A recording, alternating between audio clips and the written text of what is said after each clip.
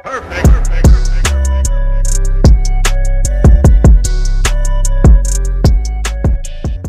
అండి, welcome to Yadav food factory. ఈరోజు మనము వడ టేస్టీగా, యమ్మీగా, సాఫ్ట్గా, వైట్గా ఎలా చేసుకోవాలి అనేది చూపిస్తాను. చాలా చిన్న టిప్స్ అండి, దీనికి పెద్ద ప్రాసెస్ ఏమి ఉండదు వడ చేసుకోవడానికి. సో మినుములు అనేది బాగుండాలి. సో మినుములు పప్పులా కాకుండా ఇలా గుండు మినుములు ఉంటాయి కదా, మినప గుండ్లు ఉంటాయి కదా, గుండ్లు తీసుకుంటే ఏంటంటే మీకు వడలు అనేవి బాగా వస్తాయి, క్వాలిటీ అనేది బాగుంటుంది. సో మనం మినుములు అనేది నేను ఒక 2 కప్స్ అంత మినపప్పుని ఏం చేస్తున్నానంటే నైట్ పెట్టుకుంటున్నాను.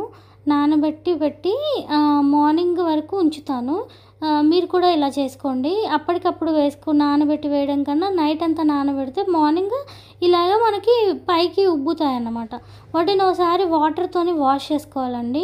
సో నీట్గా ఒకసారి 2 సార్లు వాష్ చేసుకోవాలి. కొద్దిగా స్మెల్ వస్తుంది, పుల్లటి స్మెల్, అందుకే ఒక 2 టైమ్స్ అలా వాష్ చేసుకోవాలి.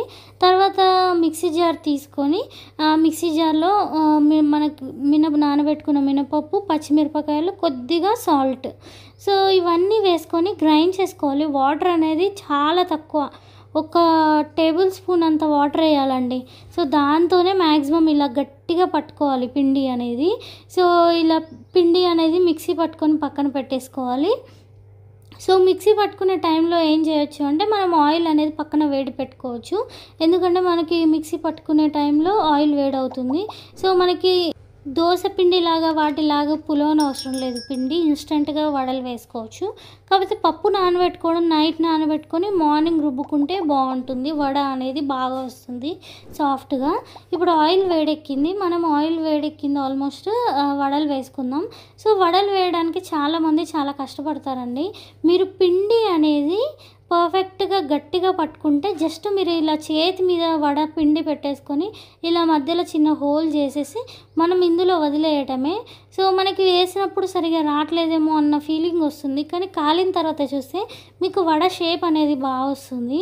అయితే మనకి హోటల్లో లాగా పెద్దగా వేసుకోకుండా చిన్నగా వేసుకోండి. ఎందుకు అంటే లోపల పిండి అనేది ఉడకాలి. అయితే ఫస్ట్ ఒక రౌండ్ నార్మల్గా కాల్చిన తర్వాత సెకండ్ రౌండ్ 2 టైమ్స్ కాల్చుకోవాలి మనం ఎప్పుడైనా వడలు, అప్పుడే లోపల పిండి కూడా కాలుతుంది. నేను ఇప్పుడు 2 టైమ్స్ కాల్చిన తర్వాత చూపిస్తాను.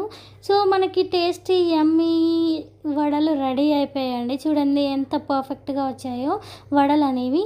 ఇంతకీ లోపల ఎలా కాలింది అనేది చూద్దాం. వావ్, చూడండి ఎంత వైట్గా, సాఫ్ట్గా, ఫ్లఫీగా ఉందో. సో ఇలా సింపుల్గా ఈజీగా వడలు వేసుకోవచ్చండి.